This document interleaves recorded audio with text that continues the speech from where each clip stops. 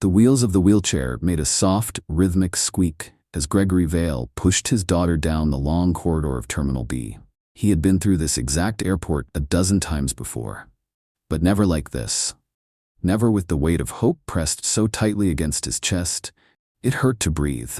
Never with silence so loud between him and Naomi that even the overhead announcements felt like an intrusion. She sat motionless, draped in a soft blue blanket, her legs folded neatly as though trying to disappear.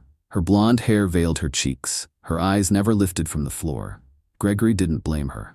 2 years. 2 years of specialists, clinics, surgeries, injections, even an energy healer from Tibet, and all they had now was silence. They were on their way to Zurich. Again, a new institute had opened. Promising, prestigious. Gregory had wired a 6-figure donation before even getting the appointment. But deep down, he feared this was another stop in a long line of maybes. He parked the wheelchair near Gate E6 in a corner most travelers ignored, far from the noise, away from the pitying eyes. Then he heard it, a voice, soft, steady, unafraid. "Sir," it said, "I know how to help your daughter walk again." Gregory turned expecting a nurse, or worse, a vagrant selling fake hope. But what he saw instead made him pause. A boy, barefoot, dark-skinned, maybe 8, wearing an oversized janitor's vest that swallowed his tiny frame. His hands were stained with grease, and one eye had the yellow hue of a fading bruise. But his posture, his voice, it was calm, like someone who didn't need to be believed. "Just heard." Gregory blinked. "What did you just say?" "I know how to help your daughter." Gregory's jaw tightened. "Is this some kind of joke? Who sent you?" "No one," the boy replied. "My name's Eli. I'm 9 next month. My uncle works cleaning the night shift. I stay with him sometimes." He pointed down a side hallway where employees passed with carts and radios. "I saw you here yesterday." She looked sad, like she used to run and her legs forgot. Gregory's throat went dry. That was exactly what it felt like. And Naomi, who hadn't reacted to anything in days, turned her head ever so slightly. It was the first time someone had described her in a way that didn't involve nerves or scans or rehab schedules. "I've taken her to the best hospitals on this planet," Gregory said, his voice clipped. "Neurologists, physiatrists, even monks who chant for 18 hours. You think you know more than them?" "No," Eli said, "but you haven't taken her to my grandmother." Gregory actually laughed, bitter, tired. "Your grandmother? She helped me. I had a bent foot when I was little. Everyone said I'd walk crooked forever, but she made me whole. She doesn't ask for money, just trust. She won't promise anything, only offer a chance." Naomi looked up at her father. Her eyes, blue like his, were pleading, not with desperation, but with something even more dangerous. Hope. "Please," she said, barely a whisper. "Can we go?" Gregory hesitated. The words no and absolutely not lined up in his mind, ready to march. But so did Naomi's voice weeks ago, trembling in the dark. "Daddy, I hate being this way." He knelt beside her. "If anything feels wrong, we leave. You say the word. Got it?" She nodded. Eli smiled. "Come on, it's not far." They followed the boy down a maintenance hallway, past flickering lights and walls no one had cleaned in years. Naomi winced as her wheelchair bumped over uneven tiles. Gregory almost turned back twice, but each time Eli looked over his shoulder with a calm that felt like gravity. A calm that didn't belong to children. Finally, they reached a steel service door. On the other side was the restricted maintenance wing. Forgotten corridors behind the terminals, where lost luggage went to die and janitors took their smoke breaks. "This way," Eli said, holding the door open. Gregory paused. He was about to follow a barefoot stranger into the bowels of an international airport with his paralyzed daughter. This was insane. But he looked at Naomi and saw something he hadn't seen in months. She was curious, and so he stepped through. The door closed behind them with a heavy metallic thunk, and everything began. The hallway beyond the service door was narrow, dimly lit, and oddly warm, like the air had been holding its breath for decades. Gregory pushed Naomi forward slowly, the wheels of her chair humming over concrete. Around them, the polished glass and sleek chrome of the terminal were gone, replaced with pipes, rusted fuse boxes, and faint echoes of walkie-talkie chatter from somewhere far above. Naomi turned her head left and right, taking it all in. "Where are we?" Eli answered without looking back. "Where the janitors go to pray." Gregory blinked. "Excuse me?" "That's what my grandma used to say. This is where people hide when they can't fix things. Broken carts, broken backs, broken hearts. He glanced back at Naomi, and sometimes broken legs. They passed a large boiler room where an old radio played jazz through static. An airport worker sat on an overturned milk crate, sipping coffee, eyes closed like he was miles away. No one stopped them. No one even looked up. "I thought this area was restricted," Gregory muttered. "It is," Eli said. "But no one checks when you look like you belong nowhere." Gregory felt a pang in his chest at the quiet truth in that sentence. Eventually, they reached a side hallway that ended at a door painted the color of dust. The air smelled faintly of lavender and cleaning fluid. A tiny brass plate had been bolted crookedly to the wood. It read, "Storage, personal use." Eli knocked twice, then pushed the door open. Inside was a room no bigger than a supply closet, but nothing about it felt cold or sterile. The walls were covered in patchwork fabrics and old flight tags. A kettle whistled gently on a portable stove. Plants in tin cans lined a single window, barely letting in light. And there, standing at the far side of the room, was a woman. She looked ancient and timeless all at once. Her hair was silver, wrapped in a long braid that draped over one shoulder, threaded with tiny ribbons of thread, and was that paper? Her skin was weathered but smooth. Her eyes, green, clear, and piercing, met Gregory's with no fear, only presence. "I was wondering when you'd bring them," she said to Eli without turning. Eli nodded once, silently. The woman approached Naomi and knelt beside her wheelchair. "Child," she said softly, "may I touch your knees?" Gregory tensed, his hand instinctively tightening on the back of the chair. Naomi looked up at him, uncertain. He exhaled and nodded. The woman placed both hands gently atop Naomi's blanketed knees. Her fingers were cool but steady. Then she closed her eyes and began to hum. The sound was quiet at first, just a note or two, like wind slipping between reeds. But soon it grew into something more, a melody without words, ancient and aching, like something sung across oceans or whispered through generations. Naomi flinched. Gregory stepped forward. "What is it? What's wrong?" I felt something," Naomi whispered. "Like a tickle in my toes." The woman's eyes opened slowly. "Her spine is not dead," she said. "Just frozen, locked in grief. Her body listens to her heart more than her brain." Gregory's brows furrowed. That's not how this works. That's not medical science." "No," the woman said. "But medical science doesn't hear your daughter cry at night or watch her pretend not to." Silence. Naomi looked up at her father again. "Can I try standing?" she asked. Gregory's heart lurched. "Sweetheart, are you sure?" the woman answered first. "Only if she wants to. Only if she chooses it." Naomi nodded. The old woman backed the wheelchair away slightly. Her hands were gentle but firm as she guided Naomi to the edge of the seat.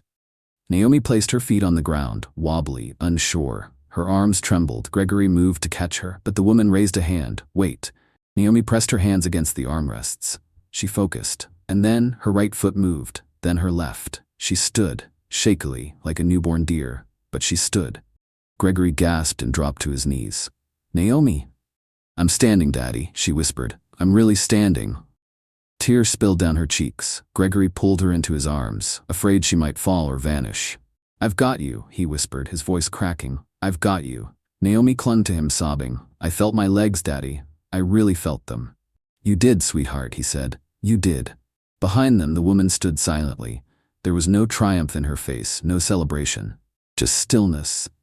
Like she had seen this before, many times. Eli sat on the floor, arms wrapped around his knees. He didn't clap. He didn't cheer. He just watched. Because sometimes, belief is loudest when it's quiet. The room was still. Naomi leaned into her father's chest, breathing hard but smiling, truly smiling for the first time in years. Gregory held her like a man waking from a nightmare, afraid that if he let go, she would crumble like mist in sunlight. His heart beat so loud it drowned out everything except the memory of her voice. "I'm standing, Daddy." Then slowly he turned, to the boy, to Eli, still crouched in the corner, still barefoot, still calm. Gregory looked at him like someone who had just seen lightning strike twice. He lowered himself to Eli's level and whispered, "I need to know, how did you do this?" Eli blinked, quiet for a moment. "I didn't," he said. "I just remembered." "Remembered what?" "My grandmother," he said, eyes drifting to the tiled floor. "She wasn't a doctor, not by any school. But she knew people, the way they breathed. The way they break. He wiped his nose with the sleeve of his oversized janitor vest. I was born with a bent foot, he said. The kind doctors call congenital talipes or something fancy. It curved in, my left one. Kids laughed. I walked funny. My mom, she left when I was 4. My grandma was all I had. Gregory stayed silent. One day I came home from school crying. They'd tripped me, called me a gimp. I asked my grandma if I'd always be like that. Eli's voice softened. She didn't answer. She just pulled me close, put her hand on my foot, whispered things in a language I didn't know. Then she said, "It's time," and told me to stand. Gregory stared. "I did," Eli said, "and I didn't fall." Naomi listened, still holding her father's hand. "She healed you?" she asked, her voice small. Eli shook his head. "She reminded me I wasn't broken." Those words hung in the air, heavier than anything science could explain. Gregory swallowed hard. "Where is she now?" Eli's gaze dropped. "Gone. A year ago. Heart stopped one morning. Just done. I was supposed to go into the system, but I ran. They said she was a fraud, that I made it all up." He rubbed the back of his hand against his neck, avoiding their eyes. "So I started helping people myself," he said. "Not like she did. I don't know her words, I don't have her hands. But sometimes, just being there is enough. I wait, I watch. If someone looks like they need to be seen, I ask." Gregory's voice was barely a breath. "And does it work?" "Sometimes I fail," Eli whispered. "But sometimes, I don't." Silence again. The kind that doesn't hurt. The woman, Eli's grandmother's friend perhaps, or someone who simply inherited her way, stepped forward. Gregory looked at her, really looked at her. "Who are you?" She smiled, not like someone hiding something, but like someone who no longer had anything to prove. "Just someone who listens," she said. "Eli does the rest." Gregory shook his head. "No, this is something else. This is..." He searched for the word. Miracle felt too neat. Science felt too cold. "This is the part of humanity most people forgot," the woman said quietly.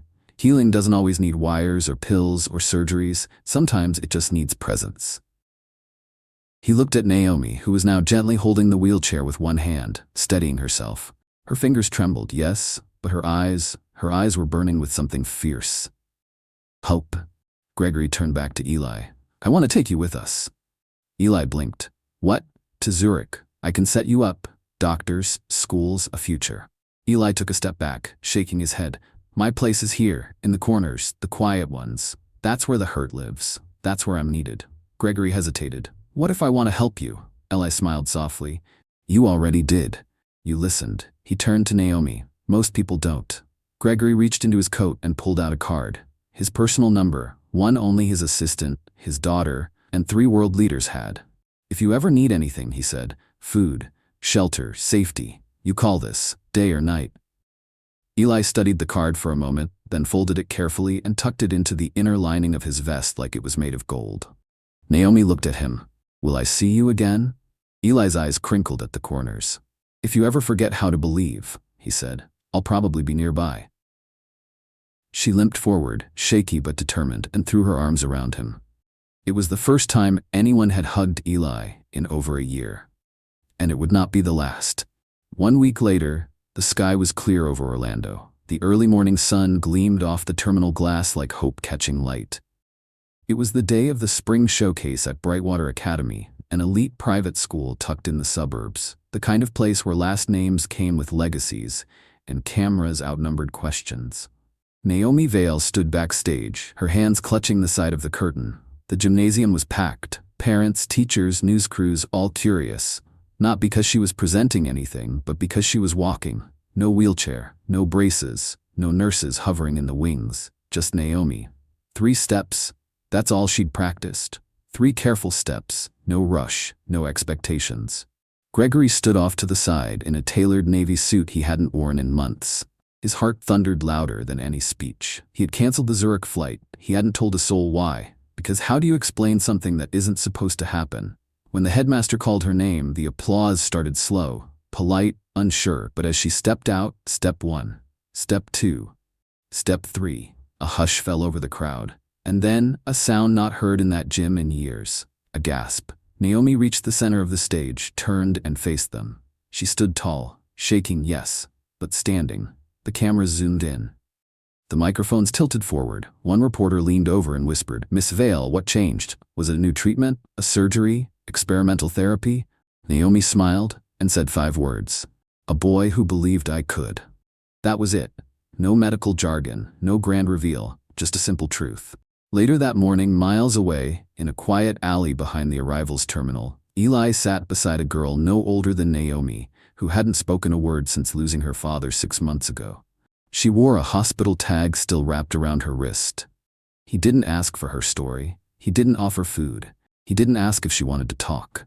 He just sat beside her and hummed the same quiet tune his grandmother once sang to him when no one else would.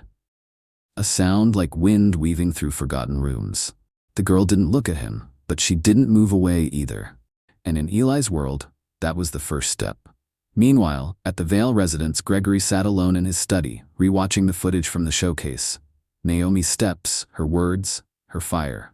He reached into his drawer and pulled out the card he had given Eli. Worn, creased, weather-beaten. He smiled, then opened a blank notepad and wrote 5 words across the top. The Belief Project, Phase 1. He didn't know exactly what it would become. A foundation? A network? A school? All he knew was that belief, real belief, deserved a place in this world, and he was going to build it. Starting in the quiet places. The night was quiet in the service corridors of Terminal C. Cargo trolleys had long since gone silent. The cleaning crews moved like shadows between closed gates. Somewhere distant, a plane lifted into the night sky, but down here, in the places travelers never see, time slowed. Eli sat on a crate beside the staff vending machine, legs tucked beneath him, listening. He wasn't waiting for anyone. Not really. But he had learned something from his grandmother long ago. If you sit still enough, someone broken will find you. And they always did. A woman with shaking hands and a boarding pass to nowhere. A boy with a stuffed bear and a secret he hadn't said out loud yet. A baggage handler who couldn't carry his own guilt anymore. Eli never asked why they were hurting. He just sat, listened, sometimes hummed. And if they asked, if they really asked, he would tell them about the girl with fire in her heart and legs that remembered how to walk. Back in Gregory Vale's office, the marble and glass world of power and polish had shifted. He no longer walked into meetings quoting stock prices or quarterly projections. Now, he brought stories. Stories of small healings, forgotten corners, a boy who chose to stay behind so others wouldn't feel alone. He launched the Belief Project quietly, without press, no ribbon cuttings, no hashtags, just phone lines that always answered, mobile teams who went where no doctors did, listening rooms tucked inside airports, bus stations, shelters. He called them Hope Hubs. And in each one, etched into the wall in tiny silver lettering, were the words, "Sometimes, all you need is someone who refuses to walk away." One day, months later, Gregory returned to the same spot, Gate E6, hoping to find Eli again. But he didn't. Only the faint echo of humming remained in the air. He left a package behind. No ribbon, no card. Inside was a pair of sturdy sneakers, a notebook, and a letter. "If the world ever forgets you, know that I won't. And if one day you decide to stop sitting quietly and speak, I'll be the first to listen." And somewhere, 3 terminals away, Eli sat beside a crying teen boy, his mother boarding a plane to rehab. He didn't offer advice, or judgment, or noise, just presence. He reached out, gently touched the boy's elbow, and whispered, "You're not broken, just bent a little." Then he hummed, and the boy stayed. 6 months passed. The world has always moved fast. Headlines came and went, viral stories faded, replaced by louder tragedies and shinier miracles. But in a corner of the world no one filmed. He remained, still barefoot most days, still carrying a quiet kind of strength the world had no name for, still drifting between terminals, vending machine halls, and the little prayer room beside Gate D22 that no one ever used, except the ones who'd already lost everything.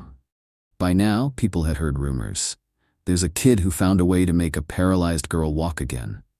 They say he hums songs that fix your soul. No one knows where he sleeps or eats. But he's always there when someone's about to give up. Some airport staff started calling him Little Saint Eli. Others just said he was lucky. A few called him a hoax. Eli never corrected them. Because what mattered wasn't what they believed about him, it was what they started believing about themselves. One evening, a young TSA agent named Rosa found herself sitting on the floor near the freight elevator, tears sliding down her cheeks. Her mother had just died.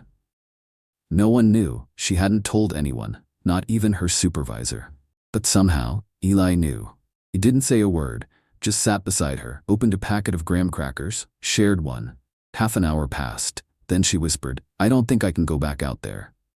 Eli looked at her, serious but kind. "You don't have to go back out there the same." And she didn't.